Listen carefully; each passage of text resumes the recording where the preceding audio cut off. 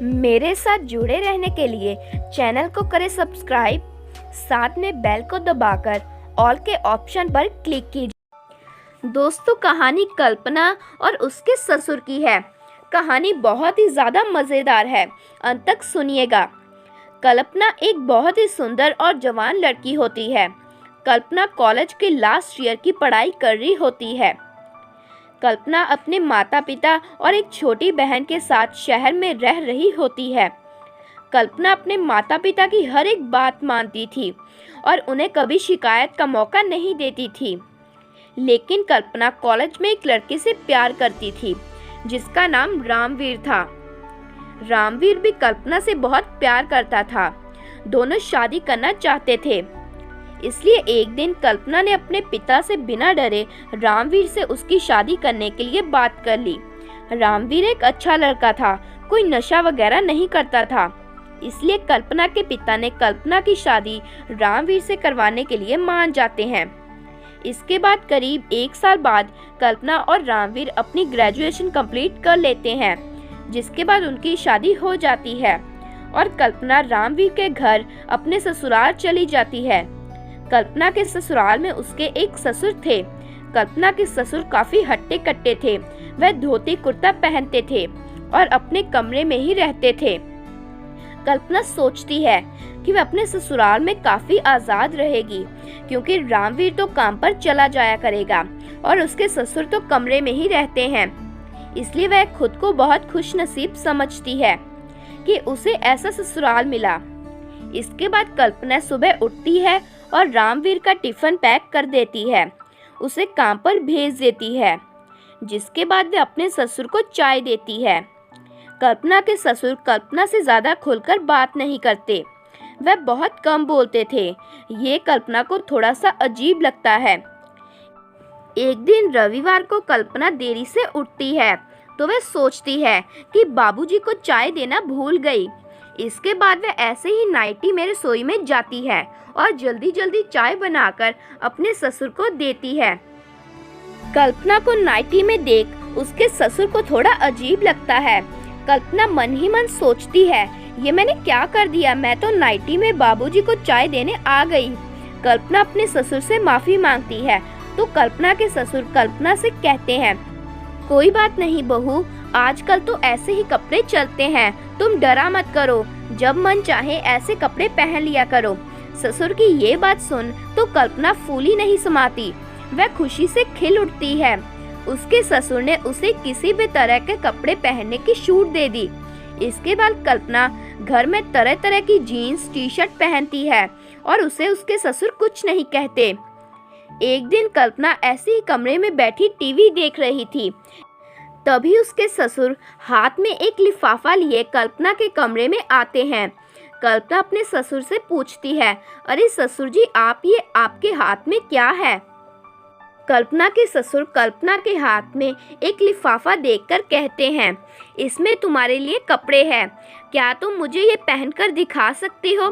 मैं देखना चाहता हूँ कि ये तुम पर कैसे लगते हैं। कल्पना को ये बहुत अजीब लगता है।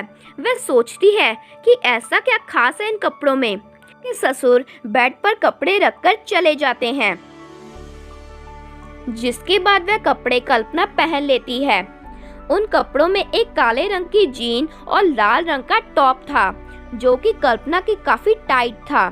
लेकिन कल्पना वह जीन टॉप पहन लेती है और अपने ससुर को दिखाने चली जाती है।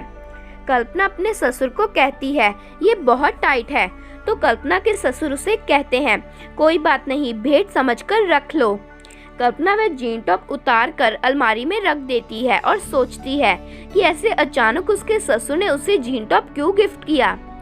ऐसे ही एक दिन कल्पना छत पर होती है तो उसके ससुर हाथ में एक लिफाफा लिए आते हैं और कल्पना से कहते हैं, ये लो बहू, ये कपड़े पहन लो। कल्पना को फिर से बहुत अजीब लगता है कि उसके ससुर क्यों उसके लिए कपड़े लेकर आ रहे हैं। कल्पना कमरे में जाकर जब लिफाफा खोलती है तो उसमें एक लेगी और टी शर्ट होती है। कल्पना सोचने लग जाती है, आखिर उसके ससुर उसे इतनी मॉडर्न कपड़े क्यों दे रहे हैं।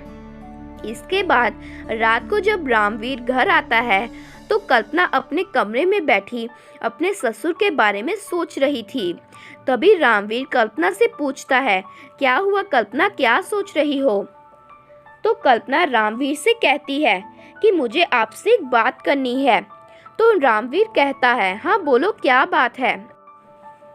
तो कल्पना कहती है कि मुझे आपके पिता का व्यवहार अच्छा नहीं लगता, उसे नए नए कपड़े लाकर देते रहते हैं। रामवीर हल्का सा मुस्कुराता है और कहता है, अच्छा ये बात है, तो चलो अभी पिताजी से इसके बारे में बात करते हैं। कल्पना कहती है, आप शांति से बात करिएगा। तो रामवीर कहता है कि हाँ तुम बस मेरे साथ आओ। इसके बाद रामवीर कल्पना को लेकर अपने पिता के कमरे में जाता है। दोनों एक साथ कमरे में देख वह उनसे कहते हैं, आओ बेटा क्या हुआ, कोई बात करनी है? तो रामवीर कहता है कि आपकी बहू को आपसे एक शिकायत है। तो कल्पना के ससुर कल्पना से पूछते हैं, क्या हुआ बहू, ऐसा क्या किया मैंने? तो कल्पना कहती है, बाबूजी आप मुझे नए नए कपड़े लाकर देते हैं, ये मुझे बहुत अजीब लगता है। ये बात सुन कल्पना के ससुर की आंखें भर आती हैं। कल्पना पूछती है, क्या हुआ ससुर जी? तो कल्पना के ससुर कहते हैं, बहू वह कपड़े मैं नहीं लेकर आता, ये तुम्हारी सासू माँ रामवीर की होने वाली पत्नी के लिए रख कर गई। दरअसल तुम्हारी सास बहुत खुले विचारों वाली थी। वह हमेशा चाहती थी कि रामवीर की पत्नी वह मॉडर्न कपड़े भेंट में दे, लेकिन रामवीर की शादी से पहले ही वह इस दुनिया से चली गई। मैं तो बस उसकी इच्छा पूरी कर रहा था। ये सब उसके दिए हुए ही कपड़े हैं जो मैं तुम्हें देता हूँ। ससुर की ये बातें सुन कल्पना की आंखों में भी आंसू आ जाते हैं। वह अपने ससुर से माफ़ी मांगती है और कहती है, मुझे माफ़ कर दो ससुर जी, मैं आपकी भावना नहीं समझ पाई। ससुर कहते हैं, कोई बात नहीं, चलो अब ये बात भूल जाओ और खाना लगा दो। इसके बाद कल्पना रामवीर से कहती है, अगर आपको इस बात का पता था तो आपने मुझसे बात क्यों नहीं की? तो रामवीर कहता है, मैं चाहता था कि पिताजी तुम्हें ये बात खुद बताएं, इसलिए मैंने तुम्हें ये बात नहीं बताई। इसके बाद पूरा परिवार एक साथ खाना खाता है।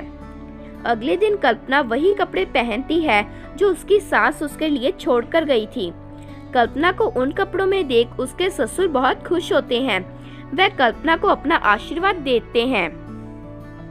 तो दोस्तों ये थी आज की कहानी।